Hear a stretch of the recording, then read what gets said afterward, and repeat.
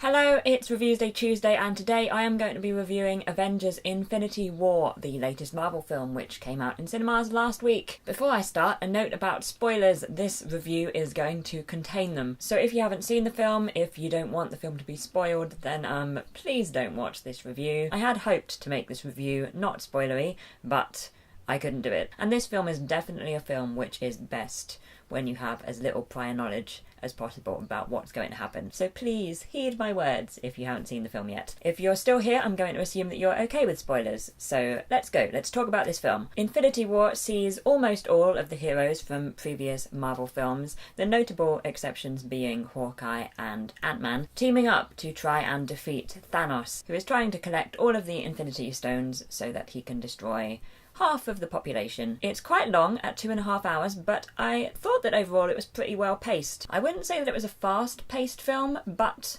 it seemed to have like a pretty consistent pace, shall we say. It didn't flag for me. There weren't parts of the film where I was losing concentration and waiting for something to happen. And one of the things I was most impressed and surprised by in this film was just how well it handled all of the characters in it. I mean, there were so many. I was expecting it to be a bit of a mess, to be honest. It didn't feel like it was spread too thin and that we were trying to be in too many places at once. I think that's partly because the characters were all grouped up. The plot remained relatively simple. I feel like we got to spend a reasonable amount of time with most characters. Not all characters, but most characters. Would have been quite nice to see more of Black Panther, for instance. And I was quite surprised by the lack of Captain America in the film. It didn't feel like he was as present as I would have perhaps expected. Although that might be because the last time a lot of these characters were together was Captain America Civil War, so I'm sort of thinking of that film and expecting him to be more central, I guess. But some more minor characters had a lot to do. For instance, Mantis and Gamora. I mean, Gamora's not a minor character,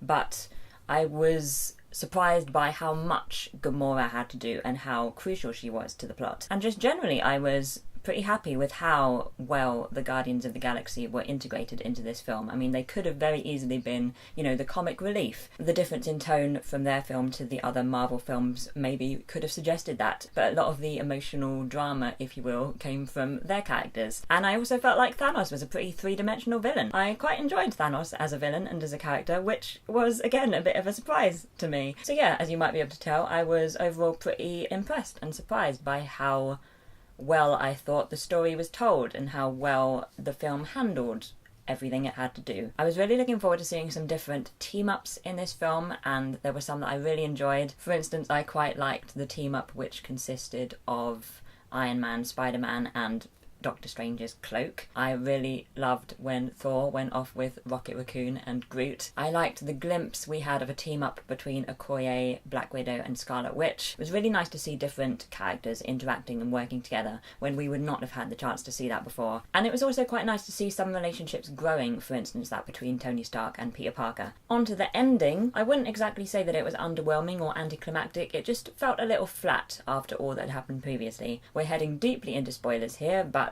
you know, Gamora said that if Thanos got all the Infinity Stones, he could click his fingers and half of the population would go. So when that actually happened, it didn't feel very much like a surprise. And also because we'd just seen Thanos going back in time, it also didn't feel like it had particularly high stakes. So yeah, I'm a little ambivalent about the ending. I mean, I thought it was well done. The individual scenes when different characters were disintegrating, some of them were very moving, but it just maybe didn't have the impact or the excitement that the rest of the film had. And it's also made me more impatient than I would have liked to find out what happens next, because the next two films, Ant-Man and the Wasp and Captain Marvel, are set before the events of this film, so it's not going to be until the sequel to Infinity War when we actually find out what's going to happen. But I am now far more excited for that film, and also for Captain Marvel, especially after the end credits scene. So yes, those are my thoughts on Avengers Infinity War. It's not my favourite Marvel film, probably top 5, but I thought it was really well done and fun and exciting, and I enjoyed the surprise of that. I will give Avengers Infinity War 4.2 out of 5. I would love to know your thoughts on the film if you have seen it. Please do include spoiler warnings if you want to include spoilers in any comments, just in case. Let's move across to the end screen. If you would like to see some more reviews from me or my latest video, then you can do so below me here. And also you can subscribe to my channel or visit my website if you should wish to, beside me here. I hope you have a fantastic day, and I will see you later on in the week.